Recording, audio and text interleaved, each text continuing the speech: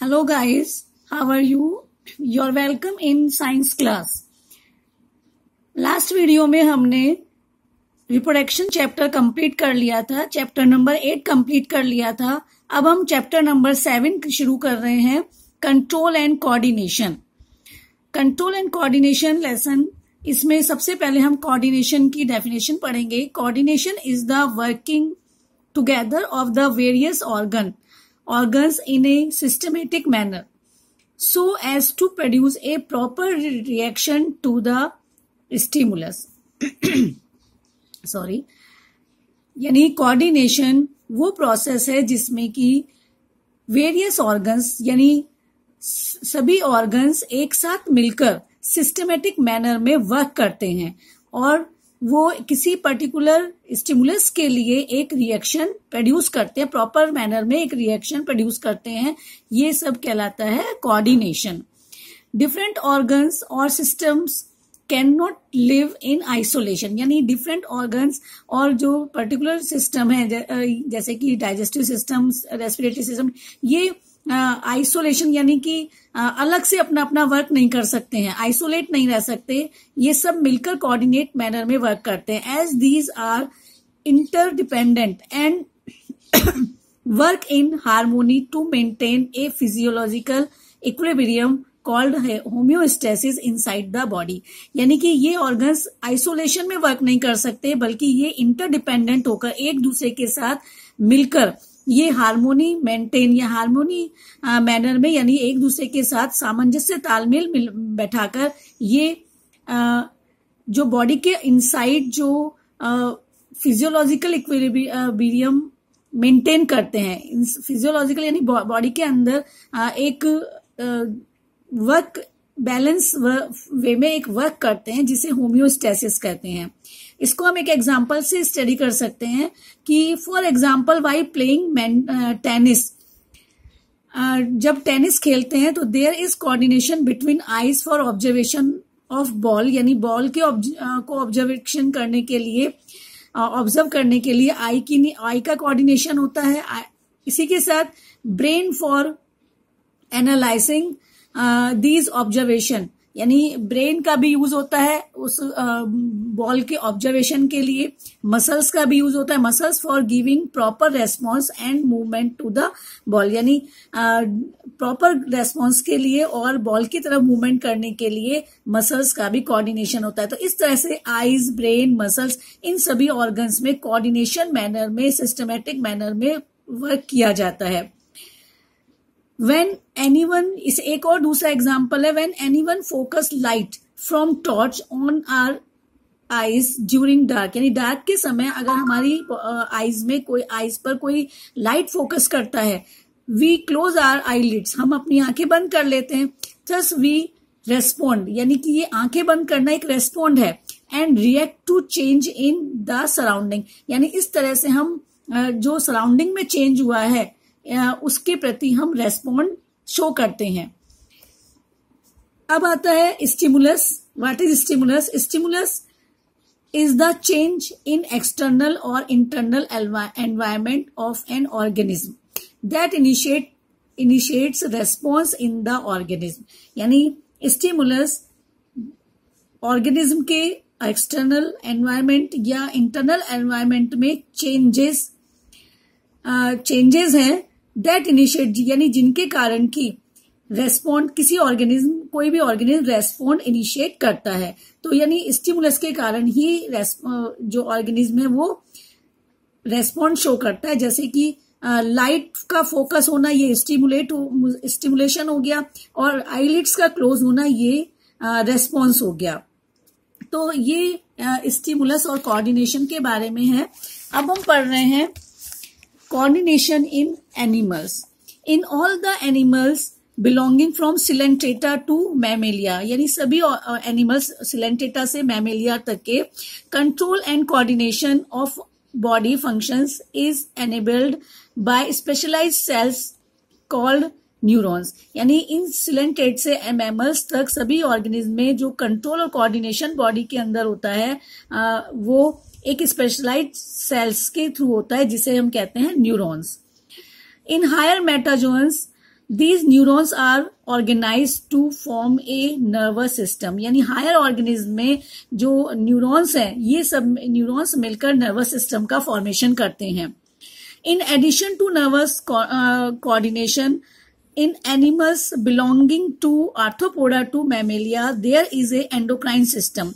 यानी कि nervous coordination के अलावा आर्थ्रोपोडा से लेकर मैमेलिया तक के जो ऑर्गेनिज्म है, एनिमल्स हैं, उनमें एक और सिस्टम प्रेजेंट होता है जिसे कहते हैं endocrine system, which is form of A number of endocrine gland. जो कि एंडोक्राइन सिस्टम कई एंडोक्राइन ग्लैंड से मिलकर बनता है. And control and coordinates the body functions through their specific chemical secretions called hormones. यानी कि इस तरह से जो एंडोक्राइन ग्लैंड से जो एक केमिकल स्पेसिफिक केमिकल सिक्रीट होता है जिसे हार्मोन्स कहते हैं, उस हार्मोन के कारण ये कंट्रोल एंड कोऑर्डिनेशन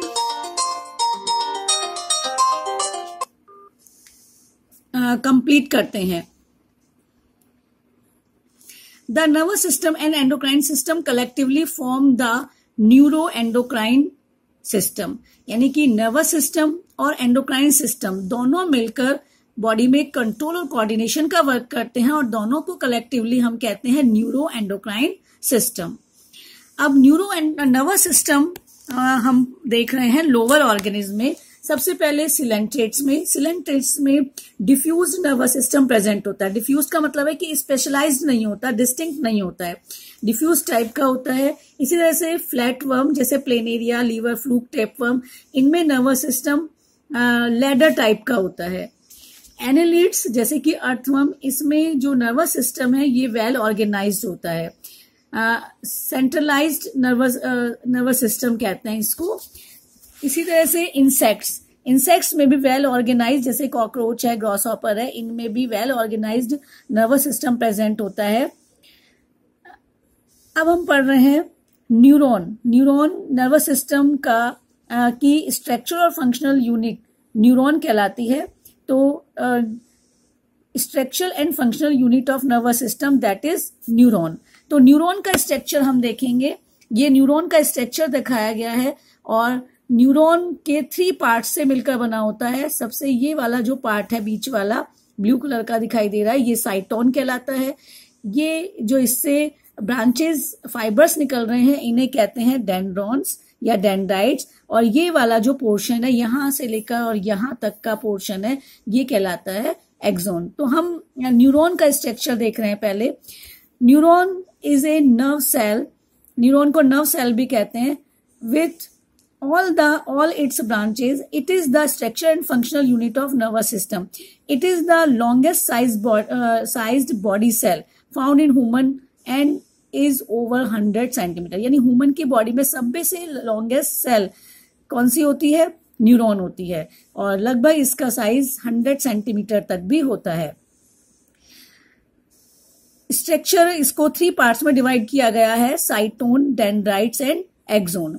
साइटोन ये वाला जो अभी मैंने बताया था ये साइटोन वाला पार्ट है और इसको सेल बॉडी भी कहते हैं.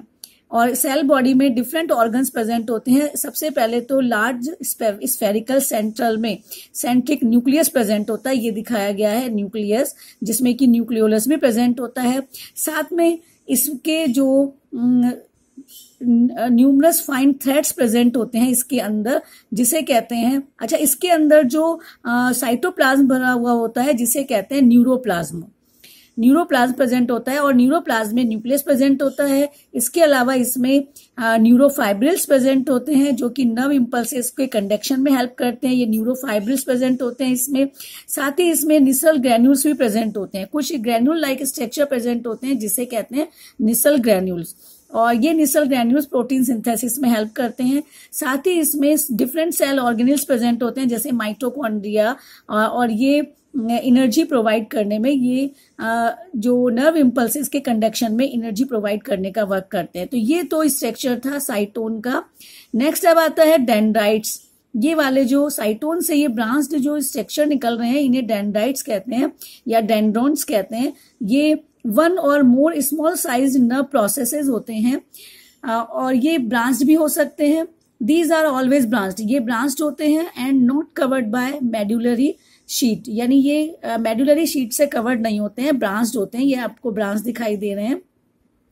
इनके अंदर भी जो साइटोप्लाज्म होता है इसे न्यूरोप्लाज्म कहते हैं, और न्यूरोप्लाज्म में निसल ग्रैन्यूल्स भी प्रेजेंट होते हैं और न्यूरोफाइब्रिल्स भी प्रेजेंट होते हैं। और ये क्या करते हैं, ये जो रिसेप्टर ऑर्गन्स हैं या सेल्स है उससे इंफॉर्मेशन रिसीव करते हैं डेंड्राइट्स, और ये किसको भेजते हैं, साइटोन को आगे प्रोवाइड करते हैं, यानी इलेक्ट्रिकल इंपल्सेस में कन्वर्ट करके उनको कंडक्ट करते हैं साइटोन की ओर। तो ये था डेंड्रॉन्स। इसके बाद आता है स्ट्रक्चर ऑफ एक्सॉन, ये वाला यहां से यहां तक का पार्ट ये एक्सॉन कहलाता है। और एक्सॉन ये लार्ज साइज नर्व प्रोसेस होता है और ऑलवेज सिंगल होता है। इट मे और मे नॉट बी ब्रांच्ड, ये ब्रांच्ड भी हो सकता है, ब्रांच्ड नहीं भी हो सकता है, अनब्रांच्ड भी हो सकता है। और ये मेडुलरी शीट से कवर्ड भी हो सकता है और नहीं भी हो। ये मेडुलरी शीट है, ये ऊपर ये मेडुलरी शीट है, माइलिनेटेड शीट भी बोलते हैं इसको। तो ये इससे कवर्ड भी हो सकता है, नहीं भी हो सकता। इसके जो न्यूरोप्लाज्म में न्यूरोफाइब्रिल्स होते हैं but no Nisal granules present नहीं होते हैं। It conduct nerve impulses away from the साइटोन, यानी ये साइटोन से जो नर्व इम्पल्सेस है उनको आगे की ओर पहुंचाने का वर्क करते हैं। It conduct axon forms a swelling called synaptic knob. यहां पर एक्सोन की जो एंडिंग होती है यहां पर एक नोब लाइक स्ट्रक्चर प्रेजेंट होता है जिसे कहते हैं synaptic knob. At its ending which comes very close to dendrite of next neuron, यानी कि ये जो साइनेप्टिक नोब है ये दूसरा जो एक्सोन होता है, दूसरा जो न्यूरॉन है उसके एक्सोन से बहुत ही क्लोज होता है, और इस पोर्शन को कहते हैं सिनेप्स, यानी वो जॉइंट जहां पर कि एक जो न्यूरॉन है उसका साइनेप्टिक नोब और दूसरे न्यूरॉन के डेंड्राइट्स बहुत ही क्लोज होते हैं, इसे कहते हैं सिनेप्स कहते हैं। At the synapse the synaptic knob secrete a neurotransmitter chemical which initiate an electrical impulses on dendron of next neuron, यानी कि यहाँ पे सिनेप्स में साइनेप्टिक नोब के थ्रू सिनेप्स पर कुछ न्यूरोट्रांसमीटर केमिकल सिक्रीट किए जाते हैं। ये न्यूरोट्रांसमीटर केमिकल्स ये जो इलेक्ट्रिकल इम्पल्सेस हैं उसको एक न्यूरॉन से दूसरे न्यूरॉन के डेंड्रॉन तक पहुंचाने का वर्क करते हैं। तो इस तरह से जो इलेक्ट्रिकल इम्पल्सेस हैं एक न्यूरॉन से नेक्स्ट न्यूरॉन तक आगे की ओर ट्रांसमिट होते हैं। तो ये स्ट्रक्चर था न्यूरॉन का। इसके बाद हम पढ़ेंगे types of neurons. Thank you.